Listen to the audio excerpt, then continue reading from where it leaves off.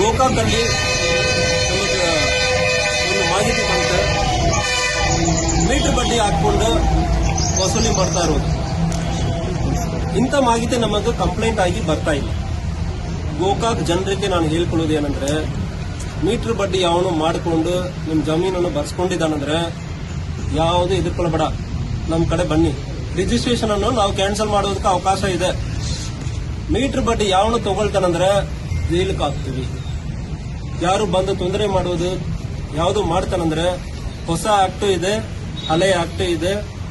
ಯಾರೇ ಬಂದು ಒಂದು ಮೀಟರ್ ಬಡ್ಡಿ ಹಾಕಿ ತೊಂದರೆ ಮಾಡೋ ಸಂದರ್ಭದಲ್ಲಿ ಯಾರಿಗೆ ಅವಕಾಶ ಇಲ್ಲ, ಕಠಿಣ ಕ್ರಮ ಕೈಗೊಳ್ತೀವಿ.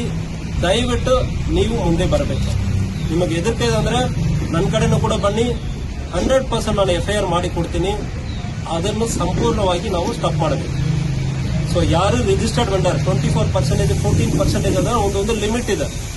ಸ್ಟೇಟ್ ಗವರ್ಮೆಂಟ್ ಅಲ್ಲಿ ಲೆಸ್ ದೆನ್ 20% ಮಾತ್ರ ನೀವು ಕಲೆಕ್ಟ್ ಮಾಡಬೇಕಂದ್ರೆ ಇದೆ. ನನಗೆ ಗೊತ್ತಿರುವಂಗೆ 14 to 16% ಗಿಂತ ಜಾಸ್ತಿ ಬಡ್ಡಿ ತಗೊಳ್ಬಾರದು.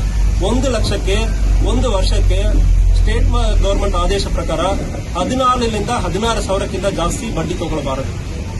ಸೆಂಟ್ರಲ್ ಗವರ್ಮೆಂಟ್ ಮೈಕ್ರೋ ಫೈನಾನ್ಸ್ ಅಲ್ಲಿ 24% RBI ಗೈಡ್ಲೈನ್ಸ್. ಬೇಕಾದ್ರೆ ಒಂದು ಸಾರಿ ಚೆಕ್ ಮಾಡಿಕೊಳ್ಳಿ.